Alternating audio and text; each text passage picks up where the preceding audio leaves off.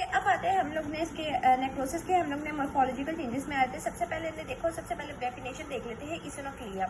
Eosinophilia क्या होता है कि जब हम लोग रेड स्टेन करवाते हैं ना, इयोसिन डायल देते हैं, ठीक है, जो HNE डाई है ना, ठीक है, H और E में से जो डाई है उससे E से फॉर इयोसिन, ठीक है, इयोसिन वाला, ठीक है, स्टेन देते हैं तो उसकी जो इयोसिन की है ना वो बाइंडिंग वो डीनेचर साइटोप्लाज्मिक प्रोटीन के साथ बहुत ज़्यादा हो जाती है। और कुछ जो है ना वो, अब देखो सेल में जो है ना न्यूक्लियस होता है, ठीक है, न्यूक्लियस में अब हमारे पास, ठीक है, न्यूक्लियस होता है, न्यूक्लियस में अब RNA DNA वगैरह व्हाटएवर, ठीक है। तो अब जो इयोसिन है ना, हम लोग इयोसिन देते हैं तो सबसे पहले तो वो प्रोटीन के साथ बाइंड हो गया, दूसरा वो पार्शली बाइंड होता है RNA के साथ साइटोप्लाज्म में। ये हम लोग न्यूक्लियस में DNA होता है ना, तो RNA जो साइटोप्लाज्म में होता है, ठीक है, तो वो RNA के साथ जाके बाइंड हो जाता है इयोसिन, ठीक है, इयोसिन RNA के साथ, और कुछ जो है ना वो बाइंड हो जाता है प्रोटीन के साथ। अब जो ये इयोसिन, ये इसकी वजह से जो है ना वो रेड डाई आता है, ठीक है, इयोसिन जब RNA के साथ प्रोटीन के साथ बाई होता है तो वो रेड कलर का अपीयरेंस आ रही होती है। तो सबसे पहले नाइक्रोसिस के हमने ये सारी पढ़ी, ठीक है। अब नाइक्रोसिस के बाद हम मॉर्फोलॉजिकल चेंजेस की बात करते हैं, तो लाइट माइक्रोस्कोप में सबसे पहले बात करते हैं, ठीक है। ये लाइट माइक्रोस्कोप में चेंजेस हैं और ये जो है इलेक्ट्रॉन माइक्रोस्कोप में चेंजेस। लाइट माइक्रोस्कोप में सबसे पहले जो पॉइंट आता है वो आता है इंक्रीज इसिनोफिलिया, कि रेड कलर आ गया, ठीक है। हमें अब लाइट माइक्रोस्कोप में हमें जो है ना मेजोरिटी ओवरऑल सेल की लुक नजर आएगी, ठीक है। उसके स्पेसिफिक ऑर्गन्स का नहीं हम लोग देखेंगे, उसके ऑर्गन्स के साथ क्या हुआ है, ठीक है, सॉरी सेल्स के उसके कंपोनेंट के साथ क्या हुआ है, पर हम लोग ओवरऑल सेल की बात करेंगे।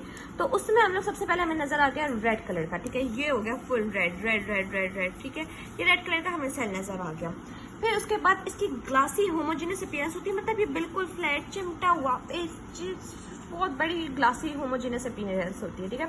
उसके बाद माइलिन फिगर्स होते हैं। माइलिन फिगर्स हमने देखे थे, जो फॉस्फोलिपिड के जो है वो मेम्ब्रेन से जो निकले हुए होते हैं, ठीक है, फॉस्फोलिपिड के ही ड्राइव्ड हैं, जो सेल मेम्ब्रेन से आ रहे होते हैं, माइलिन शीट की तरह ये उसी तरह के होते हैं, ठीक है। माइलिन फिगर्स नेक्रोसिस में बहुत कॉमन है। उसके बाद इनके साइटोप्लाज्म की देखो, अब ये हम लोगों ने इसकी बात की, एक तो ग्लासी अपीयरेंस होगी, माइलिन फिगर्स हो गए, उसके बाद जो साइटोप्लाज्म है ना वो इतना खाया हुआ होता है, वो वैक्यूलेटेड हो जाता है, ठीक है, वैक्यूलस में वैक्यूलेटेड हो जाता है वो, और वो माउथ ईटन नजर आ रहा होता है, ठीक है। ये हमने लाइट माइक्रोस्कोप की बात कर दी। उसके बाद अब इलेक्ट्रॉन माइक्रोस्कोप में स्पेसिफिक उसके ऑर्गन्स की बात करते हैं, सॉरी कंपोनेंट्स की बात करते हैं। तो उसमें जो है ना अभी जो सेलुलर मेम्ब्रेन है, बेशक सेल मेम्ब्रेन है या ऑर्गन्स की जो उसकी सेल ऑर्गेनेलीज की, ठीक है, सेल प्लाज्मा मेम्ब्रेन या फिर उस सेल की प्लाज्मा मेम्ब्रेन जो है वो डिस्टर्ब हो जाती है, वो उसमें डिसकंटिन्यूटी आ जाती है। उसके बाद अब माइटोकॉन्ड्रिया की बात करते हैं, तो ये भी रिवर्सिबल की तरह इसमें इंक्रीज हो जाता है, इसमें साइज इसका, और साथ साथ इस जो है ना इसके साइटोप्लाज्म में, ठीक है, इसके साइटोप्लाज्म में अमोर्फस, ये देखो माइटोकॉन्ड्रिया भी डायलेट हो गया, डिसकंटिन्यूटीज भी आ गई। फिर हमें इसमें नजर आ रहा है अमोर्फस इंट्रामाइटोकॉन्ड्रियल डेंसिटीज जो है उसके साइटोप्लाज्म में नजर आ रही होती हैं।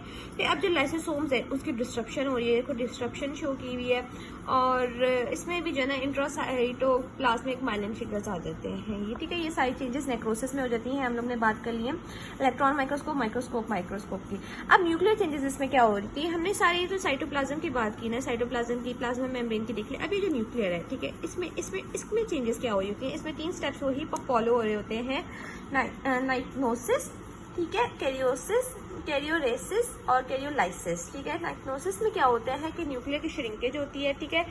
कैरियोरेसिस में क्या होता है, कैरियोलाइसिस में न्यूक्लियर की फ्रेगमेंटेशन होती है, और उसके बाद कैरियोलाइसिस में क्या होता है कि जो बेसोफिलिया फेड्स, बेसोफिलिया क्यों कलर होता है हमने देखा था, ठीक है, बेसोफिलिया जो है ना एक्चुअली कलर होता है वो डीएनए की वजह से होता है, लेकिन बेसोफिलिया फेड्स क्यों हो जाता है, क्योंकि डीएनए की जो है वो डाइजेशन हो जाती है। अब जो फ्रेगमेंटेशन पे हुआ है ना, फ्रेगमेंटेशन में इसमें आके एक्ट करेगा डीएनएज,